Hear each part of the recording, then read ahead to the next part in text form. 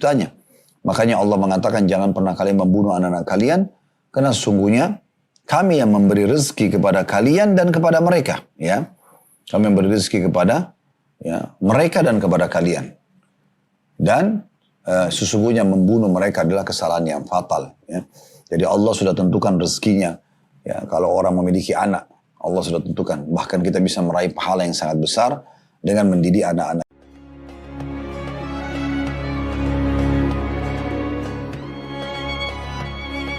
Assalamualaikum warahmatullahi wabarakatuh. Alhamdulillah.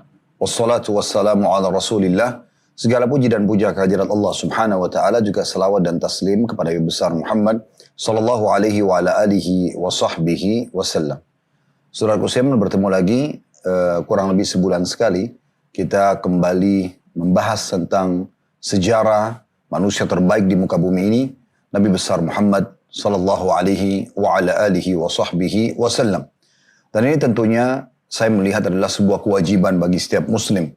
Bagaimana mereka mempelajari sejarah manusia yang terbaik yang telah Allah subhanahu wa ta'ala perintahkan untuk dijadikan sebagai suri tauladan.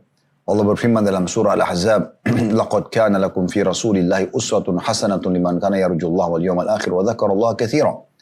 Sesungguhnya pada diri utusan Allah Nabi Muhammad sallallahu alaihi wasallam ada suri tauladan bagi orang-orang yang ingin bertemu dengan Allah, ingin juga mendapatkan yang terbaik di akhirat, dan juga ingin berzikir kepada Allah dengan zikir yang banyak. Dan tentunya kita sudah membahas beberapa poin sebelum kelahiran Nabi Muhammad SAW pada pertemuan-pertemuan sebelumnya. Dan kali ini kita akan melanjutkan bahasan kita, masih kisah sosok orang yang telah mengubah ajaran Nabi Ibrahim dan Ismail alaihi wassalatu wassalam, yaitu Amru bin Luhai. Kembali saya ingatkan beberapa hal yang dilakukan oleh Amr bin Luhai. Dan Amr bin Luhai ini adalah dari suku Khuza'ah yang datang ke Mekah lalu merebut kekuasaan dari suku Jurhum. Yang tadinya suku Jurhum ini adalah suku yang bergabung dengan atau yang datang ke Mekah dan tinggal bersama Hajar, ibunya Nabi Ismail alaihissalam. Di awal sekali Hajar dan juga Ismail tinggal di Mekah. Dan setelah sekian tahun mereka tinggal di Mekah, maka membaiklah keadaan ekonomi mereka, serta juga populasi mereka cukup berkembang pesat pada saat itu, sampai ada satu suku Arab yang cemburu, yaitu suku Khuza'ah. Lalu mereka mengepung Mekah dan terjadilah peperangan besar antara Khuza'ah sama Jurhum, dan akhirnya berhasil Jurhum dikalahkan oleh Khuza'ah, dan Khuza'ah akhirnya menguasai Mekah. Dan suku Jurhum sempat menimbun sumur Zamzam, yang kurang lebih ahli sejarah mengatakan antara 300 sampai 500 tahun tentunya sumur Zamzam hilang. Dan kita mengerucutkan bahasan kita ke sosok salah satu raja Khuza'ah yang bernama Amr bin Luhai. Orang ini yang Nabi SAW bersabda, ini terakhir yang kita bahas pada pertemuan yang lalu, aku diperlihatkan Amr bin Luhai di neraka, isi perutnya keluar karena dialah yang pertama, maksudnya dalam kondisi disiksa ya, dialah orang pertama yang mengubah ajaran Ibrahim alaihi salatu wassalam. Jadi ajaran Nabi Ibrahim adalah ajaran tauhid, ajaran mengesahkan Allah subhanahu wa ta'ala. Amr bin Luhai adalah seorang raja yang sebenarnya bijaksana dan juga dermawan di Mekah. Namun dia tidak mengetahui ajaran Nabi Ibrahim. Karena dia adalah seorang yang datang dari luar Mekah, kemudian datang merebut Mekah bersama dengan sukunya. Tentu bukan dia yang memimpin peperangan, kakek-kakeknya. Amr bin Luhai adalah salah satu dari keturunan suku Khuza'ah itu. Lalu kemudian pada saat dia menjadi raja, dia coba mengambil hati masyarakatnya. Di antaranya karena Mekah tidak ada air, dia selalu mengambil atau memerintahkan banyak sekali orang-orang dia dengan menunggangi unta dan membawa kendi-kendi besar yang membawa air dari luar Mekah, ya, di sumur-sumur yang ada di sekitar Mekah atau di luar kota Mekah, dibawa ke Mekah untuk kebutuhan penduduk Mekah. Sampai satu waktu dia pergi ke negeri Syam dan dia bertemu dengan suku Mamalik, di mana mereka ini menyembah berhala. Lalu Amr bin Luhai bertanya kepada mereka, apakah yang kalian lakukan? Kata suku Mamalik ini, kami menyembah patung-patung ini. Kami jadikan perantara antara kami sama Allah. Dan patung-patung ini memenuhi hajat kami. Kalau kami butuh air, kami butuh kesembuhan, kami butuh keturunan, mintanya sama patung ini sebagai perantara antara kami sama Allah. Akhirnya Amr bin Luhai tidak berpikir panjang, dia mengatakan di Mekah kami tidak memiliki air. Mungkin patung-patung ini akan bisa membantu kami. Maka dia pun membeli beberapa patung, dan ini unik karena Tuhan dibeli. Maka dia membeli beberapa patung lalu dia membawa pulang ke Mekah dan dia memerintahkan masyarakat Mekah untuk menyembah. Pertama satu patung atau beberapa patung dulu, kemudian setelah itu dia mengembangkan dengan menyuruh masyarakat Mekah untuk membuat patung. Dan setiap suku bahkan punya patung sendiri di pemukiman mereka. Bahkan setiap rumah bisa memiliki patung sendiri yang mereka pahat dan mereka beli atau mereka beli dari pasar. Sampai akhirnya tersebarlah penyembahan berhala di kota Mekah. Plus lagi mulai diperjualbelikan patung-patung di pasar-pasar Mekah. Makanya jemaah haji yang datang di masa itu juga ikut-ikutan. Mereka membeli patung lalu mereka mulai menyembah patung-patung di negeri-negeri mereka. Dan ini yang menyebabkan Nabi SAW mengatakan, aku diperlihatkan Amr bin Luhai di neraka, isi perutnya keluar karena dia yang pertama mengubah ajaran Ibrahim alaihi salatu wassalam. Mereka tentunya kita sudah jelaskan juga tentang nama-nama patung yang ada di sekitar Ka'bah. Saya tidak akan ulangi lagi, tapi diantaranya adalah Isaf dan Na'ilah, yang sebenarnya mereka ini bukan patung, tapi mereka adalah laki-laki, Isaf laki-laki dan Na'ilah perempuan dari negeri Yaman di mana mereka saling suka. Dan karena Isaf pada saat melamar Na'ilah ke ayah Na'ilah menolak, maka mereka pun janjian ikut dengan kafilah menuju ke Mekah untuk melaksanakan ibadah haji. Namun di saat Ka'bah lagi kosong, karena kondisi Ka'bah tidak seperti sekarang tentunya. Di masa itu kalau sudah maghrib, isya, kalau kita sekarang orang-orang sudah tidak lagi di sekitar Ka'bah. Maka keduanya pun berzina, na'udzubillah, di depan Ka'bah. Akhirnya Allah kutuk mereka menjadi patung. Awal-awal kejadian, orang-orang masih tahu ini adalah Isaf dan ini Na'ilah yang Allah kutuk. Isaf ditaruh di Bukit Safa dan Na'ilah ditaruh di Bukit Marwah untuk menjadi pelajaran bagi orang-orang. Namun dengan berjalannya waktu di masa Amr bin Luhai, orang-orang sudah banyak melupakan tentang kisah Isaf dan Na'ilah. Hanya mereka mengangkat keduanya, ditaruh dekat Ka'bah lalu disembah sebagai sekutu Allah Subhanahu wa taala. Dan ini yang terjadi yang dilakukan oleh Amr bin Luhai yang sangat fatal, yaitu menyebarkan ajaran persekutuan kepada Allah Subhanahu wa taala. Itu yang kita bahas terakhir. Sekarang kita akan masuk hal yang lain yang terjadi di Mekah dan itu menyebar dari masa atau di masa Amr bin Luhai, yaitu membunuh anak perempuan. Pada saat itu ada satu tradisi yang dikembangkan oleh penduduk Mekah. Mereka menganggap kalau mereka punya anak perempuan berarti itu menghina mereka. Karena bagi mereka perempuan tidak bisa menjadi panglima perang, tidak bisa menjadi prajurit yang dikenang, tidak bisa menjadi tokoh masyarakat atau yang lainnya. Sehingga mereka menganggap kalau punya anak perempuan cukup satu yang mungkin darinya nanti populasi manusia akan berkembang biak, sisanya dibunuh dan mereka kubur hidup-hidup. Ini satu tradisi yang luar biasa yang sangat fatal sekali. Dan saking melekatnya itu di diri mereka, sampai-sampai kalau ada seseorang antara mereka dikaruniai anak perempuan, maka wajah mereka berubah menjadi memerah dan mereka merasa malu. Mereka membunuhnya, dikubur hidup-hidup, atau mereka harus menahan malu di tengah-tengah masyarakat karena tersebar, oh si fulan ini atau keluarga ini memiliki anak perempuan yang dibesarkan. Ya seperti itulah.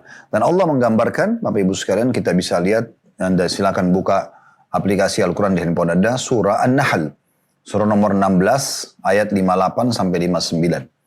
Nah, sementara Anda mencari atau buka di handphone Anda di aplikasi Al-Quran An-Nahl, surah nomor 16, ayat 58 sampai 59, juga perlu kita titik beratkan, teman-teman sekalian, bahwasanya mereka ini digambarkan di dalam Al-Quran dengan sangat detail apa yang mereka lakukan.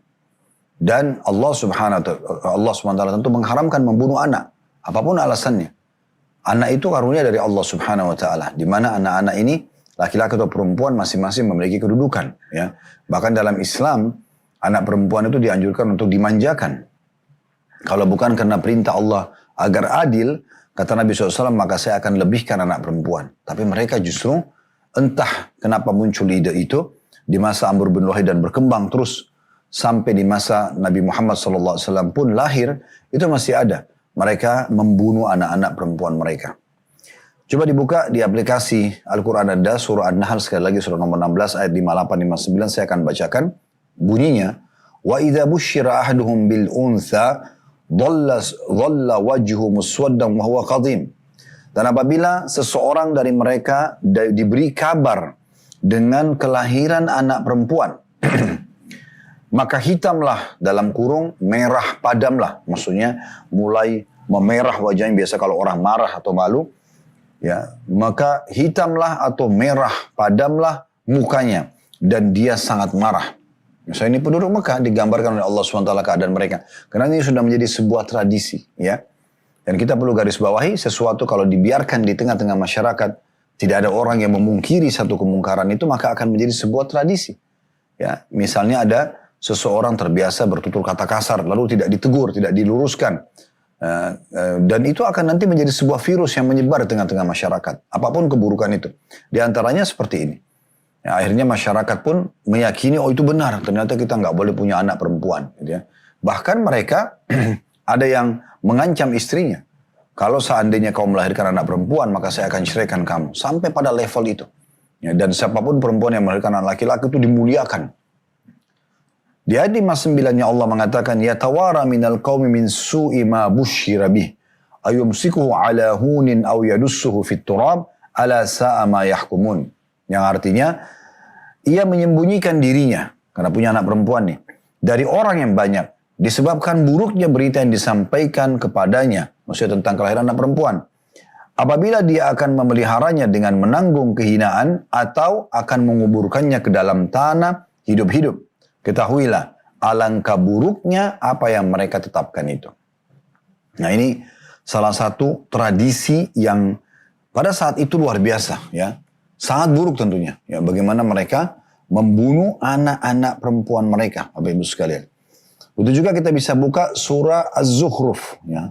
Surah nomor 43 dalam Al-Quran, di ayat 17-nya. Sekali lagi surah Az-Zukhruf, surah nomor 43, ayat 17. Di mana Allah Subhanahu wa Ta'ala menceritakan juga mirip dengan ini, ya. Mirip dengan tadi surah An-Nahl. Bunyinya, wa idza busyira ahaduhum bima daraba lirrahmani mathalan dhalla wajhu muswaddan wa huwa kadhim. Padahal apabila salah seorang dari penduduk Mekah itu di antara mereka diberi kabar gembira dengan apa yang dijadikan sebagai misal bagi Allah yang Maha Pemurah, jadilah muka mereka hitam pekat, sedangkan dia amat marah menahan sedih. Yang dimaksud di sini, orang-orang Mekah, kalau Bapak Ibu kembali dalam surah Az-Zukhruf di ayat 15, ya, di ayat 16, itu sebenarnya menceritakan bagaimana penduduk Mekah menganggap Allah Subhanahu wa Ta'ala memiliki anak-anak perempuan, yaitu para malaikat. Adalah para malaikat, ya. Dan ini sebenarnya kedustaan. Allah Subhanahu wa Ta'ala lam yalid wa lam yulad. Tidak beranak dan tidak diperanakan. Tidak ada orang tuanya, tidak ada keturunannya. Karena kalau ada orang tuanya, siapa awal nih? Dan kalau ada keturunannya, maka siapa keturunan Allah Subhanahu wa Ta'ala? Makanya Allah itu Ahad, Esa. Ya. Allah menceritakan di 4 ayat surah Al-Ikhlas, ini harus menjadi dasar keyakinan kita. Ya. Qul huwallahu ahad. Katakan Allah itu Esa, tunggal. Tidak ada siapapun yang bersamanya. Beda dengan kita manusia berpopulasi atau hewan-hewan atau yang lainnya. Allahus Samad. Allah yang semua bergantung padanya. Lam yalid wa lam yulad. Tidak beranak dan tidak diperanakan. Wa lam yakul lahu kufuwan ahad. Dan dia pun tidak butuh pada siapapun. Jadi itu sifat dasar Allah Subhanahu wa Ta'ala. Begitu juga Allah Subhanahu wa Ta'ala menggambarkan dalam surah At-Takwir, surah nomor 81 dalam Al-Quran, di ayat 8-nya, ya. Di mana Allah Subhanahu wa Ta'ala berfirman, wa idzal mau'udatu su'ilat. Ayat 8 tentunya sampai ayat 9, ya. Wa idzal mau'udatu su'ilat, apabila bayi-bayi perempuan yang dikubur hidup-hidup itu ditanya nanti pada hari kiamat. Ayat 9-nya, bi ayyi dzambin qutilat. Ya, karena dosa apakah mereka dibunuh? Tidak ada alasan untuk itu. Tapi subhanallah, mereka melakukan perbuatan tersebut. Alhamdulillah, syariat Allah Subhanahu wa Ta'ala yang dibawa oleh Nabi SAW sangat sempurna. Betul-betul kita tidak membutuhkan untuk membunuh anak-anak kita. Dan cukup banyak ayat-ayat Al-Quran di mana Allah Subhanahu Wa Taala melarang kita untuk membunuh anak-anak perempuan atau anak-anak secara umum ya. Ayat Al-Quran yang bicara melarang membunuh anak, saya coba cek memastikan ya, tepatnya di surah apa ya. Dan ayat-ayat ini ya menggambarkan bahwasanya Allah yang menciptakan mereka, gitu kan. Allah yang memberikan rezeki kepada mereka. Ya. Jadi jelas sekali gitu ya. Bisa Anda lihat dalam surah Al-Isra, surah nomor 17 ayat 31. Yang bunyinya surah Al-Isra ayat 31, surah nomor 17. وَلَا تَقْتُلُوا أَوْلَادَكُمْ خَشْيَةَ إِمْلَاقٍ نَحْنُ نَرْزُقُهُمْ وَإِيَّاكُمْ إِنَّ قَتْلَهُمْ كَانَ خِطْئًا كَبِيرًا. Jangan pernah kamu membunuh anak-anakmu karena takut miskin. Kamilah yang memberi rezeki kepada mereka dan juga kepadamu. Sesungguhnya membunuh mereka adalah suatu dosa yang besar. Jadi banyak orang kadang-kadang dia berpikir, saya tidak usah punya anak. Nanti kalau saya punya anak bagaimana saya berikan makan dan minum. Padahal sebenarnya bukan dia menciptakannya. Saya dan semua laki-laki tugasnya adalah bagaimana kita ya bekerja, berikhtiar, ya mencari rezeki, menikah, kemudian tentunya kita memiliki sperma, bibit manusia yang kita akan tuangkan ke rahim istri yang halal gitu ya, pasangan yang halal. Dan dia pun memiliki sel telur yang akan menampung nanti ya bayi tersebut. Lalu lahirlah bayi tadi. Kita tidak punya apa-apa kecuali itu saja. Bukan kita yang memilih warna kulitnya, bentuk paras wajahnya, bentuk tubuhnya, rambutnya dan segala macam. Bahkan kita tidak punya andil di satu helai rambutnya. Allah Subhanahu Wa Taala penciptanya. Makanya Allah mengatakan jangan pernah kalian membunuh anak-anak kalian, karena sesungguhnya kami yang memberi rezeki kepada kalian dan kepada mereka. Ya, kami memberi rezeki kepada ya, mereka dan kepada kalian. Dan sesungguhnya membunuh mereka adalah kesalahan yang fatal. Ya. Jadi Allah sudah tentukan rezekinya. Ya, kalau orang memiliki anak, Allah sudah tentukan. Bahkan kita bisa meraih pahala yang sangat besar dengan mendidik anak-anak kita. Dalam sebuah sabda Nabi SAW, salah satu dari 7 hal yang paling banyak yang akan terus mengalirkan pahala setelah seseorang meninggal dunia, salah satunya setelah ilmu yang bermanfaat adalah anak soleh. Ya, anak soleh. Dan ini keturunan. Berapa banyak orang subhanallah yang belum Allah karuniahi, maka yang sudah dikaruniai dan mereka masa sedih. Dan harusnya yang sudah dikaruniai dia menjaga baik-baik ini. Nah itu perbuatan yang kedua teman-teman sekalian yang terjadi di masa Amr bin Luhai. Setelah memasukkan patung ke Jazirah Arab, dia juga ya menyebarkan untuk menghinakan anak perempuan sampai pada level membunuhnya. Yang ketiga teman-teman sekalian, dia mengubah talbiyah. Talbiyah adalah ucapan yang dianjurkan para jemaah haji dan jemaah umrah dari masa Nabi Ibrahim AS dan Ismail AS. Masih ingat kita sempat menjelaskan dari 2 Nabi mulia inilah ya tersyariatkan ibadah haji. Ya. Dan bagaimana rentetan kehidupan mereka akhirnya membuat itu adalah satu kerangkaian haji. Seperti tidak jadi disembelih Nabi Ismail, jadi rangkaian itu hadyu atau menyembelih hewan di musim haji. Atau berkurban bagi orang yang sedang tidak haji juga ya. Kemudian juga ada tawaf dan sa'i. Tawaf itu setelah dibangun Ka'bah, orang disunahkan sholat di belakang makam Ibrahim itu sebagai bukti kalau Nabi Ibrahim membangunnya. Tawafnya itu membersihkan dosa. Sa'i adalah upaya ibunda Hajar alaihi salatu wassalam, di mana beliau yang keliling untuk mencari air Zam-Zam. Air Zam-Zam juga ditemukan dari hadiah dari Allah Subhanahu Wa Taala untuk keluarga yang mulia ini. Jadi memang rangkaian ini seperti jumrah juga itu karena upaya Nabi Ibrahim AS untuk melempar iblis yang datang menggoda beliau agar tidak membunuh anaknya Ismail, atau menyembelih anaknya Ismail sesuai dengan perintah Allah. Inilah semua rentetan yang mungkin tidak kita ulangi lagi yang sudah kita sampaikan pada pertemuan-pertemuan sebelumnya. Nah, di dalam pengerjakan ibadah haji dan umrah, tentu yang ada sudah pernah pergi tidak asing, dianjurkan kita membaca labbaik Allahumma labbaik. Labbaik Allahumma labbaik artinya Allah, aku jawab panggilanmu dengan santun. Labbaik la syarika laka labbaik. Aku jawab panggilanmu dengan santun dan tidak ada sekutu bersamamu. Nah ini kita langsung menepis apa yang dibuat oleh Amr bin Luhai. Tidak ada sekutu bagi Allah. Di masa itu banyak sekali patung-patung dijadikan sebagai sekutu Allah Subhanahu Wa Taala. Bahkan nanti akan kita lihat di masa Nabi SAW bebaskan kota Mekah, beliau ya pada saat itu menghancurkan 360 patung yang ada di sekitar Ka'bah. Yang masing-masing suku menyembah patung-patung tersebut. Anda bisa bayangkan berapa banyak, memenuhi tempat itu dari patung-patung kalau 360 jumlahnya. Kita ulangi lagi talbiyahnya, labbaik Allahumma labbaik. Ya Allah, aku jawab panggilanmu dengan santun, labbaik la syarika laka labbaik. Aku jawab panggilanmu dan tidak ada dengan santun dan tidak ada sekutu bersamamu. Innal hamda, sesungguhnya puji-pujian, wan ni'mata, dan semua nikmat, laka wal mulk, serta kerajaan adalah semua milikmu, la syarika lak. Diulangi lagi, tidak ada sekutu bersamamu. Amr bin Luhai, dia menambah, karena dia memasukkan patung-patung di Jazirah Arab, terutama di Mekah. Dia suruh nambah talbiyah itu dan dilakukan oleh masyarakat Mekah. Itu terus berkembang talbiyah tambahan ini sampai di masa Nabi Muhammad SAW dan mengakar sekali di masyarakat. Karena Amr bin Luhai adalah seorang raja pada masa itu. Ditambah setelah la syarika lak, tidak sekutu bersamamu, ditambah illa syarikan huwalak tamliku wa ma malak. Kecuali sekutu yang kau miliki dan kuasai apapun yang ia miliki. Jadi kalimat ini syirik. Illa syarikan huwalak. Kecuali sekutu yang engkau kuasai. Walaupun Allah SWT kuasai, tapi Allah tidak butuh sekutu. Nah, ini termasuk yang dilakukan.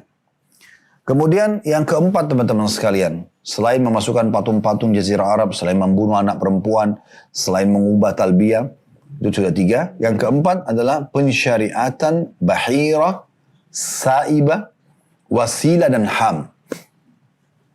4 hal ini nanti akan kita jelaskan tentunya maknanya, teman-teman sekalian. Amr bin Luhai menetapkan syariat bagi masyarakat Mekah yang ia buat sendiri. Dan ini keluar dari ajaran Nabi Ibrahim dan Ismail alaihissalam. Yaitu pengkultusan hewan tertentu. Pengkultusan hewan tertentu. Allah subhanahu wa ta'ala menggambarkan ini dalam surah Al-Ma'idah. Silakan dibuka. Surah nomor 5 dalam Al-Quran. Di ayat 103. Di ayat 103 ya. Di mana Allah subhanahu wa ta'ala menggambarkan tentang pensyariatan ya, atau penetapan sebuah hukum oleh Amr bin Luhai ini di Mekah dengan mengkultuskan hewan-hewan. Ya. Saya bacakan sekali lagi Al-Ma'idah surah nomor 5 ayat 103. Ma ja'alallahu min bahiratin wala sa'ibatin wala wasilatin wala hamin walakin alladhina kafaru yaftaruna 'ala Allahil kadhib wa aktsaruhum la ya'qilun. Artinya, Allah sekali-kali tidak pernah mensyariatkan adanya bahira. Nanti akan kita jelaskan apa makna bahira. Ini semua istilah hewan-hewan ya. Allah tidak pernah mensyariatkan adanya bahira. Sa'ibah, ini hewan yang istilah yang kedua. Wasilah, istilah yang ketiga. Dan ham, istilah yang keempat. Akan tetapi orang-orang kafir di Mekah itu membuat-buat kedustaan terhadap Allah dan kebanyakan mereka tidak mengerti. Kebanyakan mereka tidak mengerti. Baik, bahira Bapak Ibu sekalian, jadi istilah pertama ini adalah unta betina yang telah beranak 5 kali. Unta betina beranak 5 kali dan anak kelimanya jantan. Anak pertama, anak kedua, anak ketiga, anak keempat, mau laki-laki, mau jantan atau mau betina bagi mereka biasa saja. Yang penting unta betina ini seperti dianggap oleh mereka sudah berjasa melahirkan 5 anak. Anak kelimanya unta ini jantan, maka diistilahkan oleh mereka bahira. Ini istilah dibuat-buat gitu ya. Tapi perlu kita sampaikan karena ini yang ditekankan oleh Amr bin Luhai dan menjadi sebuah hukum di Mekah pada masa itu. Lalu unta betina itu yang tadi, induk ini yang sudah melahirkan 5 anak, dibelah bagian telinganya, dilepaskan, dibiarkan, tidak boleh ditunggangi lagi dan tidak boleh diambil air susunya. Subhanallah ya. Jadi banyak sekali sisi negatifnya. Unta ini sudah melahirkan 5 anak yang bisa bermanfaat bagi manusia. Justru disiksa. Dipotong kupingnya, lalu dibiarkan, dilepaskan, tidak boleh ada yang memanfaatkannya. Gitu kan? Ini agak unik gitu ya. Artinya bukannya dimuliakan. Ya. Dan tidak boleh juga diambil manfaat darinya. Selain daripada itu, ini tidak masuk akal. Apa hubungannya unta dikultuskan seperti ini? Ya. Seperti kalau misalnya di Indonesia ada orang, misal ini contoh saja, ada orang punya peternakan sapi, dia buat satu peraturan di peternakannya, kalau sapi betina ini melahirkan 5 anak, anak kelimanya jantan, maka tidak boleh lagi dijual. Nggak boleh lagi diambil manfaat susunya, nggak boleh disembelih sampai mati begitu. Kayaknya agak unik ya. Tapi seperti itulah. Makanya Allah mengatakan orang kafir ini mengada-ngada. Tadi disebutkan di dalam surah Al-Ma'idah ayat 103. Dan kebanyakan mereka tidak berakal. Apa ini syariat apa gitu? Ya. Tapi ini syariat yang diterapkan oleh Amr bin Luhai. Kemudian istilah yang kedua, saibah. Saibah adalah unta betina yang dibiarkan pergi kemana saja karena sesuatu nazar. Nazar. Seperti jika orang Arab jahiliyah akan melakukan sesuatu atau mau berjalanan yang berat misalnya ya, maka ia bernazar akan menjadikan untanya saibah bila maksud atau perjalanannya berhasil dengan selamat.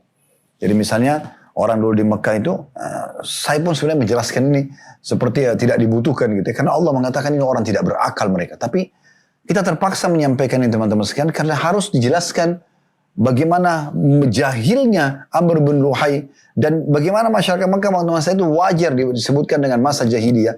Karena hal seperti ini mereka kultus gitu ya. Jadi saibah ini istilah yang mereka buat-buat unta betina yang dikhususkan untuk nazar. Misalnya ada orang mengatakan, saya kalau berhasil bisnis ini, saya kalau berhasil menikah dengan orang itu, saya kalau berhasil pindah rumah, misal contoh, ya, atau saya kalau berhasil pergi safar dan saya berhasil pulang ke Mekah kembali, maka dia niatkan, dia beli unta betina atau dia punya unta betina yang dia katakan ini akan jadi saibah. Dia iklankan, jadi orang-orang semua tahu ini akan jadi saibah. Maksudnya unta betina yang dibiarkan tidak boleh lagi dimanfaatkan karena nazar orang itu berhasil. Nah, ini unik sekali, ya.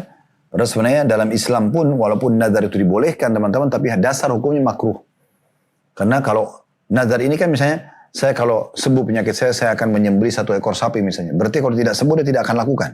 Padahal sebenarnya yang benar adalah bagaimana dia sembelih sapi, dia bagikan dagingnya misalnya, niat agar dengan kebaikan sedekah itu, daging sapi itu dia akan disembuhkan sama Allah. Itu boleh.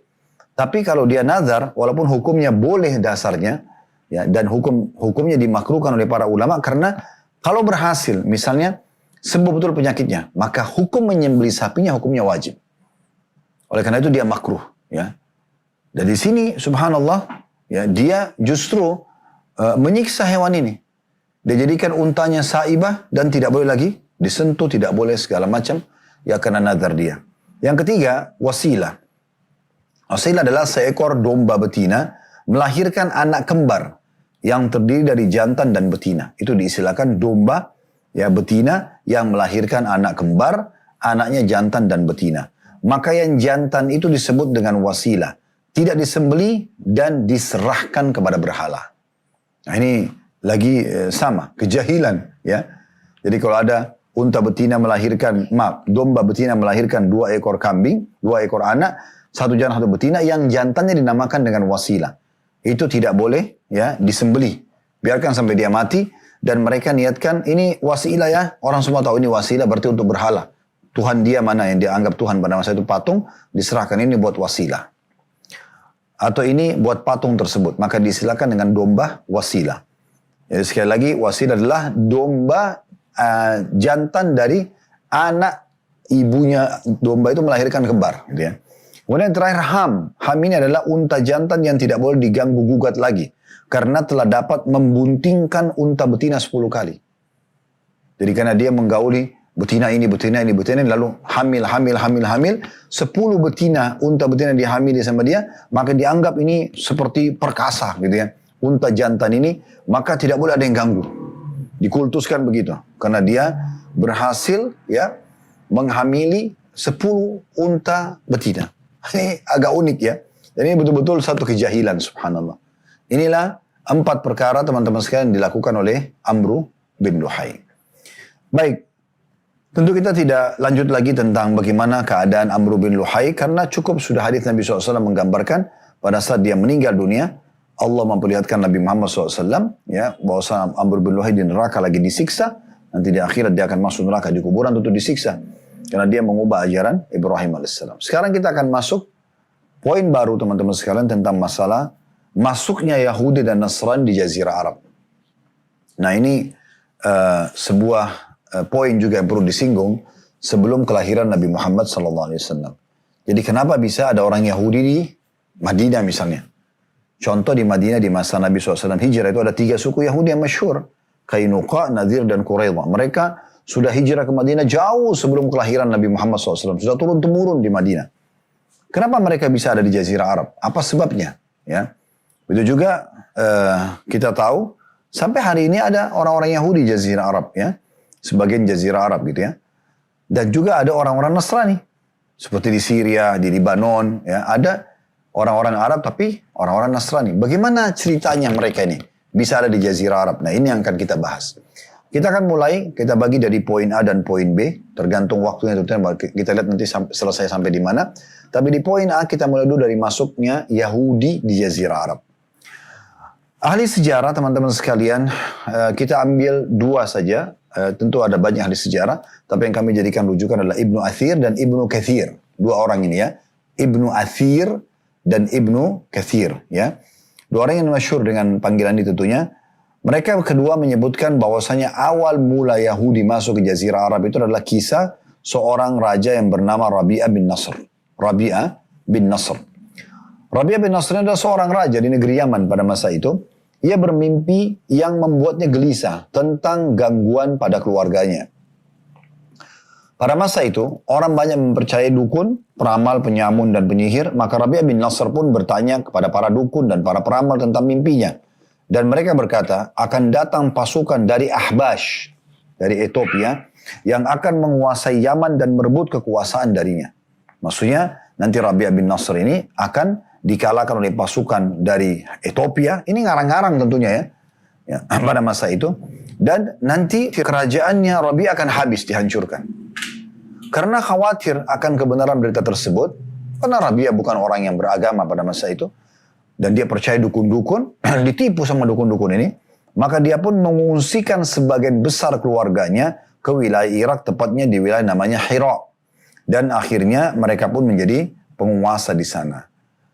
Ada satu not di sini, ada satu raja juga masyhur di wilayah Irak, itu namanya Nu'man ibn Munzir, dan ini dari keturunan Rabi'ah bin Nasr. Pada saat Rabi'ah meninggal dunia, muncullah dari salah satu keturunannya seseorang yang bernama Tabban As'ad. Nah, ini Bapak Ibu tolong di garis bawahi nama ini ya. Tabban As'ad adalah keturunan Rabi'ah bin Nasr yang sangat masyhur dengan julukan Tubba. Tubba ya. Dan ini yang Allah sebutkan dalam Al-Quran, wa qawmu Tubba. Dan kaum Tubba. Tubba ini dari istilah bagi raja-raja Yaman. Diambil dari namanya Tabban Asad. Karena raja ini sangat masyhur. Ini anaknya Rabi'ah bin Nasr. Untuk lebih jelasnya tentunya ada julukan-julukan raja-raja di masa dulu. Seperti orang Raja Romawi Kaisar, kita tahu ya. Kaisar Romawi. Kemudian ada Persia, ada disilakan dengan Kisra. Ya. Kemudian di Mesir ada Fir'aun. Fir'aun itu bukan nama orang tapi julukan ya. Makanya yang dianggap oleh para ahli sejarah yang mencoba mengejar Nabi Musa dan air tenggelam di Laut Merah itu Ramsis ya. Nomor sekian. Tapi julukannya adalah Fir'aun. Itu raja-raja Mesir, julukannya Fir'aun. Kemudian kita kita tahu juga ada raja Ethiopia. Nah, istilahnya Najasyi. Najasyi, ya. Ini istilah-istilah. Nah, sama dengan raja-raja Yaman disilakan dengan Tubba. Nah, keluar nama Tubba ini, julukan ini dari Tabban As'ad. Dan Tabban As'ad ini, wilayah kekuasaannya meliputi seluruh wilayah Yaman dan ia memiliki kekuatan militer yang sangat kuat. Tabban As'ad ini terkenal sangat suka dengan perniagaan. Ia pun banyak melakukan perjalanan untuk berniaga. Sampai suatu hari ia tiba di Yathrib. Yathrib ini Madinah sekarang. Nama lainnya Yathrib ya. Setelah Nabi SAW hijrah ke Madinah, beliau melarang kita menggunakan atau memanggil Madinah dengan Yathrib. Ini nama dulu ya. Tabban As'ad ini, dia pernah berniaga, dia datang dengan pasukannya ke kota-kota, negeri-negeri, di antaranya dia tiba di Madinah. Dan dia sempat meninggalkan salah satu anaknya untuk berniaga di Madinah. Dan masa itu perniagaan Madinah terkenal dengan buah kurma. Lalu terjadilah perselisihan antara anak Tabban As'ad dengan penduduk Madinah yang menyebabkan penduduk Madinah membunuh anak Tabban As'ad ini. Maka karena marah, Tabban As'ad pun segera menyiapkan pasukan besar mengepung Madinah pada masa itu dan ingin membalas dendam kepada penduduk Madinah karena kematian anaknya. Saat tiba di Madinah, tanpa terelakkan lagi terjadi peperangan antara Tabban dengan penduduk Madinah. Tabban sangat dikejutkan melihat kemurahan hati masyarakat kota Madinah, karena pada siang hari mereka berperang dengan pasukan Tabban, tapi malam hari mereka mengirim makanan dan obat-obatan kepada musuh-musuh mereka. Namun Tabban tidak peduli dengan itu, walaupun dia sempat kagum melihat sikap orang Madinah. Tapi dia tetap ingin membalas dendam atas kematian anaknya. Sampai satu hari, keluarlah dari kota Madinah, dua orang pendeta Yahudi menemui Tabban. Dan bertanya kepada Tabban, wahai Raja yang mulia, apa yang Anda inginkan di kota ini? Tabban mengatakan, aku ingin membalas kematian anakku dengan menghancurkan kota ini berikut semua penduduknya. Maka kedua pendeta tersebut mengatakan, Anda tidak akan mampu.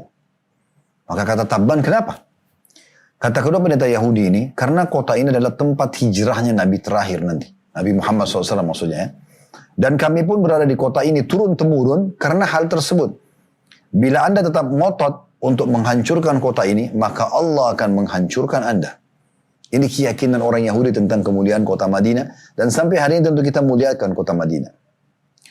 Ini menggambarkan bagaimana Yahudi sangat menyadari dan mengetahui kedatangan Nabi Muhammad SAW. Dan mereka betul-betul mengenal Nabi Muhammad SAW. Bahkan mereka lebih mengenal daripada anak-anak mereka. Makanya Allah menyinggung dalam surah Asy-Syu'ara. Ya, silakan Anda buka. Surah Asy-Syu'ara. Saya juga akan coba memastikan. Ya. Surah nomor 26 ayat 197.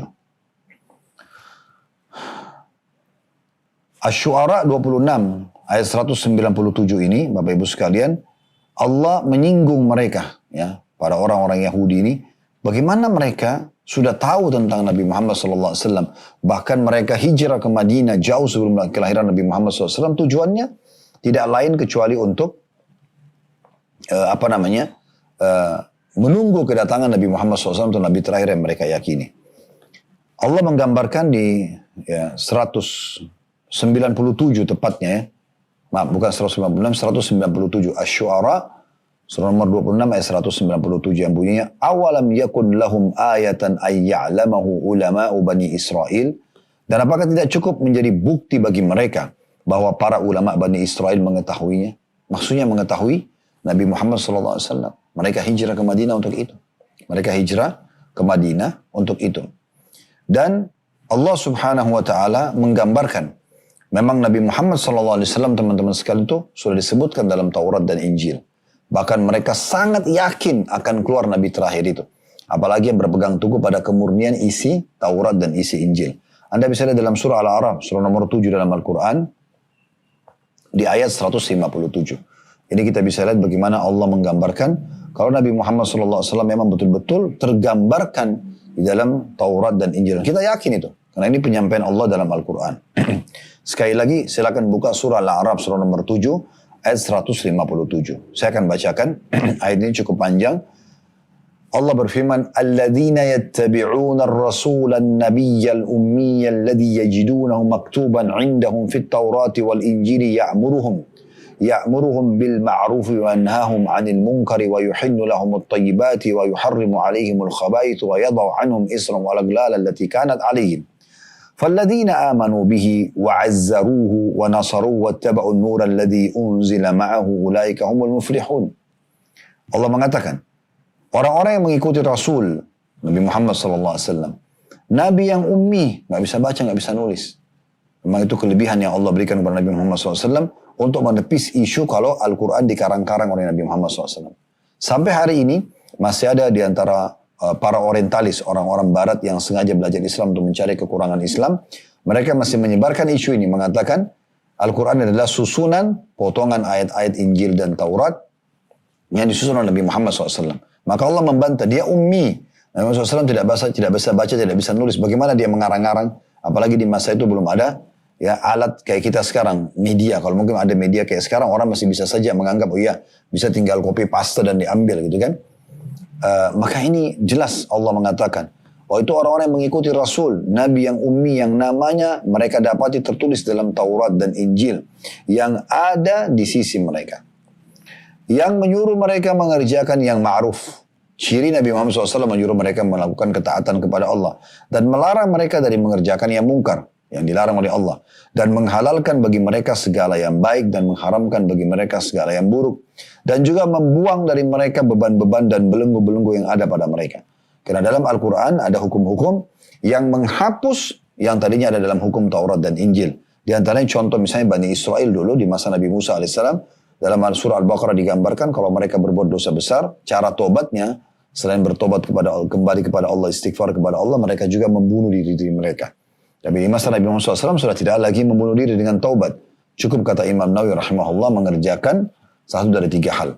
Meninggalkan dosa itu seketika, menyesali dan janji sama Allah tidak mengulanginya, maka sudah cukup. Kemudian dikatakan, maka orang-orang yang beriman kepadanya, kepada Nabi Muhammad SAW, memuliakannya, menerima ajarannya dan memuliakan, menolongnya, dan mengikuti cahaya yang terang yang diturunkan kepada yang maksudnya Al-Quran.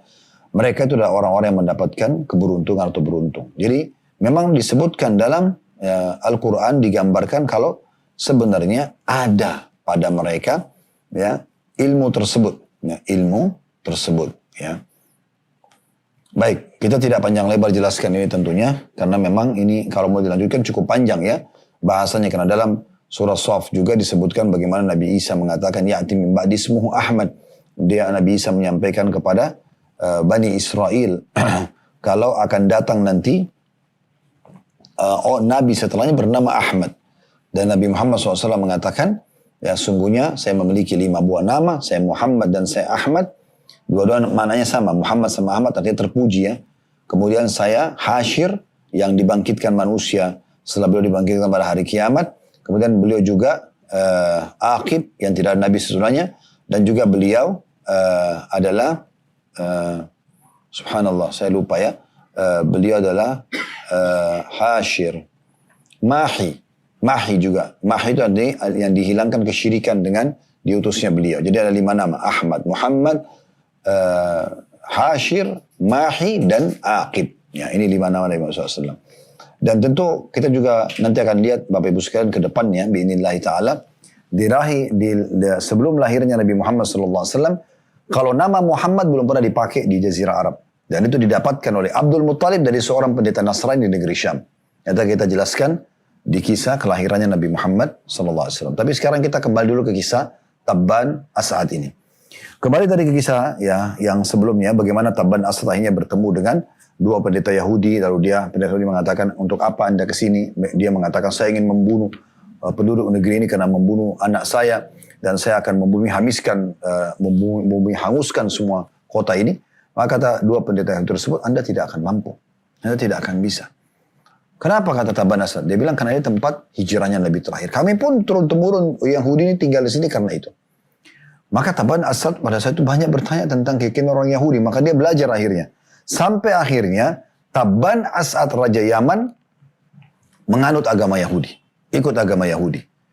Lalu ia mengajak agar kedua pendeta Yahudi itu pergi ke Yaman. Dan menyebarkan agama mereka di Yaman. Dan kedua pendeta itu pun setuju.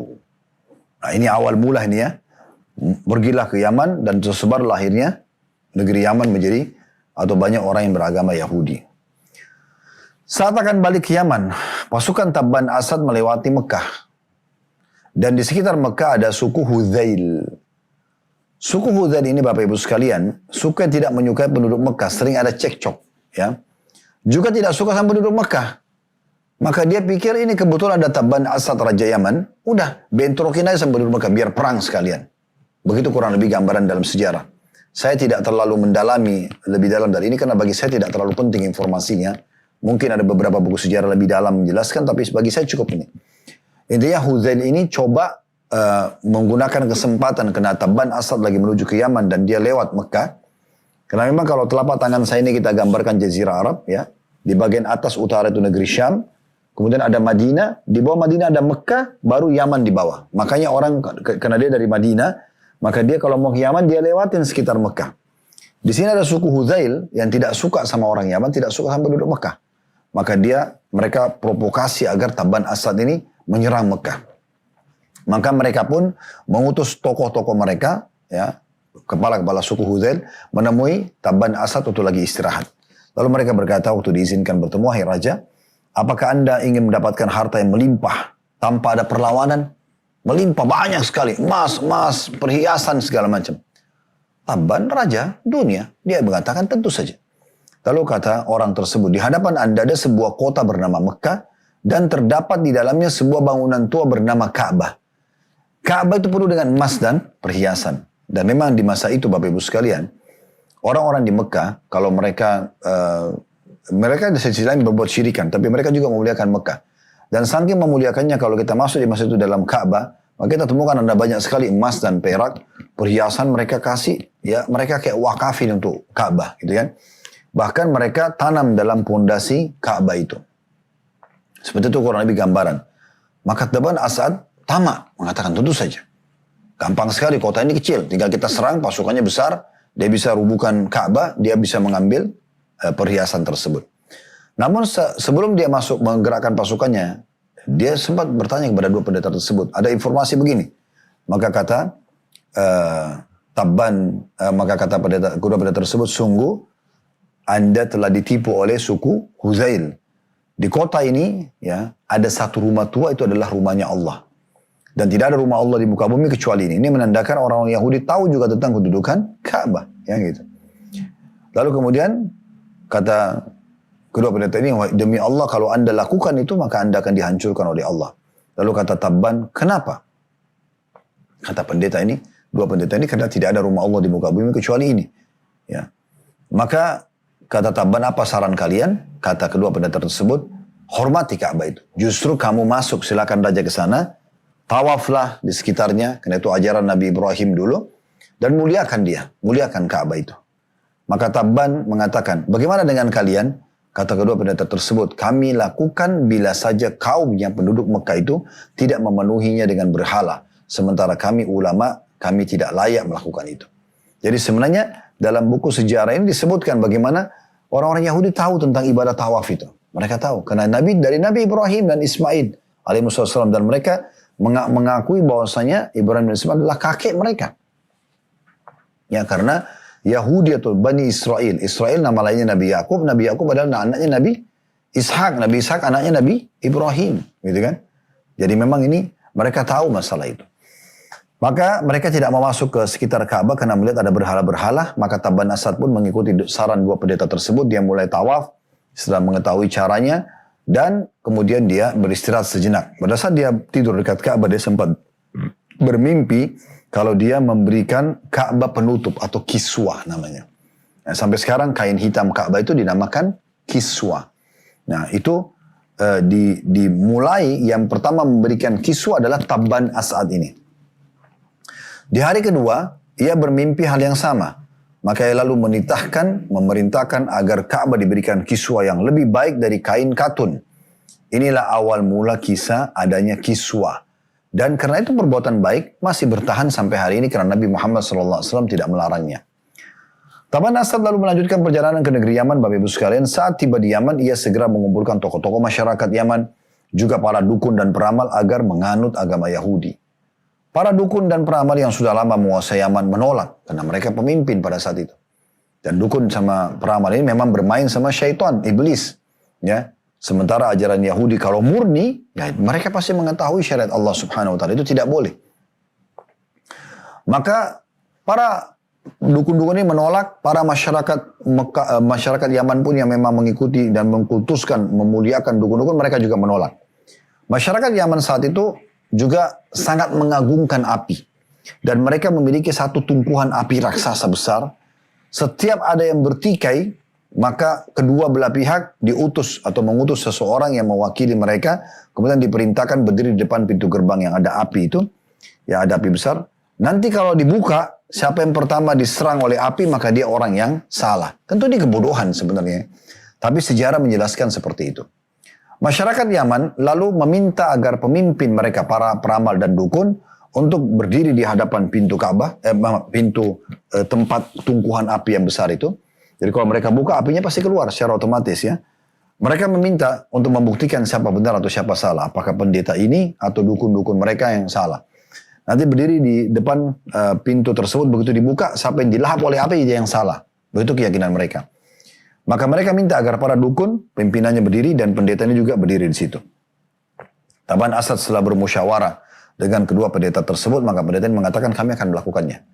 Dan subhanallah dengan hikmah Allah Subhanahu wa taala pada saat itu, waktu dibuka pintu tungkuan api tersebut, api melahap si dukun, ya, dan mati. Maka dengan ini akhirnya, ya, penduduk Yaman masuk ke dalam agama Yahudi. Ya. Dan tentunya ada kisah sedikit di sini pada saat api itu dibuka dan api itu menyerang pendeta sempat menyerang si dukun sempat melarikan diri. Lalu penduduk Yaman memaksa mereka untuk kembali lagi. Lalu setelah kembali dibuka yang kedua kalinya ternyata api itu menghanguskan dan membunuh, terbakarlah si dukun tadi. Berjalan waktu Tabban Asad meninggal dunia dan digantikan oleh anaknya bernama Hassan. Hassan ini sangat percaya diri dan ia ingin melebarkan sayap kekuasaannya. Ia membentuk pasukan lalu ia keluar ingin menyerang seluruh dunia agar menaklukkannya. Ini anaknya Tabban Asad bernama Hassan. Ya. Kita sekarang pindah ke generasi setelahnya. Ini kan Rabi' bin Nasr tadi punya anak Tabban Asad. Sudah panjang lebar kita ceritakan cerita Tabban Asad. Sekarang Tabban Asad sudah meninggal menganut agama Yahudi. Dan ada anaknya bernama Hassan. Ini turunan Yaman semuanya. Tentu di masa itu, Bapak Ibu sekalian, di masa itu ya keyakinan tentang beriman kepada Allah ada di tangan orang Yahudi dan orang Nasrani, gitu ya. Dan Nabi Muhammad SAW belum diutus, gitu ya. Hasan ini sangat percaya diri dan dia ingin coba menyerang, ya, membentuk pasukan dan ingin menguasai, ingin menjadikan Yaman sebagai negara adik kuasa lah di masa itu. Dan dia sempat bertanya kepada para prajuritnya, siapa kira-kira negara yang paling kuat di dunia pada masa itu. Maka salah satu pemimpin yang panglima perang mengatakan Persia. Persia ini wilayah yang sangat luas. Jadi kalau Yaman itu ada, kalau tadi telapak tangan saya ini saya gambarkan Jazirah Arab. Yaman ada di bagian bawahnya. Kalau Anda searching di Google tentang Jazirah Arab, Anda akan lihat bentuknya ya mirip-mirip lah ya. Telapak tangan mungkin kurang lebih. Di bagian bawah itu Yaman. Nah ini Yaman memang besar sebenarnya. Tapi dia kecil kalau dibandingkan Persia. Karena Persia itu ada di daerah timurnya Jazirah Arab. Persia itu Irak, Iran, Rusia, Afghanistan, ini semua masuk wilayah Persia. Maka dia dengan percaya diri Hasan mengatakan, saya akan mulai menyerang Persia dulu. Pasukan pada saat itu mulai bergerak ke Persia, tapi di tengah jalan pasukan ini mulai berpikir, kita ini disuruh menyerang Persia oleh Hasan, tapi untuk apa? Gitu. Persia ini negara yang sangat besar, bisa habis percuma kita, dibunuh gitu ya. Maka Hasan pun ya, pada saat itu tetap ngotot. Waktu pasukannya memberikan masukan, dia tidak mau tahu. Pokoknya intinya saya ya maunya menyerang. Gitu. Maka Hasan ini pun sangat sensitif dia. Dia untuk berhati-hati ya. Dia seorang raja dan panglima perang. Dia tidak membolehkan sembarangan orang masuk ke kemah dia selama perjalanan menuju ke Persia. Kecuali orang yang dia percaya. Para pemimpin pada saat itu mulai diskusi. Panglima-panglima perang yang lain. Ini percuma ini. Hasan ini orang yang otot, keras kepala, gak mau dengar gitu ya. Dan bagaimana kalau kita sampai pergi ke Persia dan kita kalah semuanya nih. Habis Yaman, tidak ada pemimpinnya lagi. Maka para pemimpin akhirnya mulai berdiskusi dan mengatakan, tidak ada yang bisa masuk leluasa ke dalam kemahnya Hasan untuk membunuhnya agar berhenti di keputusan, kecuali saudaranya bernama Amr. Para pemimpin lalu menawarkan kepada Amr, wahai Amr, ini kakakmu Hasan ini udah ngawur. Masa mau pergi ke serang Persia? Persia negeri besar. Kalau kita terbunuh semuanya habisin. Gak akan ada peluang untuk kita bisa menyelamatkan diri. Dan bisa saja Yaman habis pemimpinnya karena semua sudah keluar di sini. Maka mereka mengatakan, coba bagaimana kalau kau terima saran kami? Hasan ini coba berikan masukan. Tidak mau dengar, bunuh saja dia. Dengan cara kamu. Kalau kau berhasil membunuhnya, maka kami akan menobatkan kamu sebagai raja. Langsung kami nobatkan kamu sebagai penggantinya, gitu kan? Ada satu orang namanya julukannya Dzurru'ain. Dzurru'ain ini salah satu dari panglima perang yang tidak setuju dengan pendapat itu. Lalu dia mengatakan kepada Amr, hai Amr, ingat, tidak ada orang yang membunuh saudaranya sendiri kecuali nanti dia akan ditimpa kesedihan yang berkepanjangan. Dan aku sarankan jangan kamu membunuhnya. Jangan ikuti saran para panglima ini. Bicara baik-baik dengan saudaramu, siapa tahu dia mau menerima. Namun Amr tidak mau dengar Dzurru'ain, dia sudah tamak dengan penawaran. Karena cuma tusuk kakaknya, mati, dia jadi raja. Gitu. Maka dia pun hanya masuk ke dalam kemah kakaknya, di saat kakaknya lagi tidur, dia membunuhnya. Lalu Dzurru'ain, waktu Amr sempat didobatkan jadi raja langsung di tempat itu, dia menuliskan sebuah pesan, dia mengatakan, pesan ini, tolong disimpan di sisimu, hai Raja Amr, ya, bahwasanya saya tidak terlibat dalam pembunuhan ini. Ya, satu waktu kau akan membutuhkan surat ini.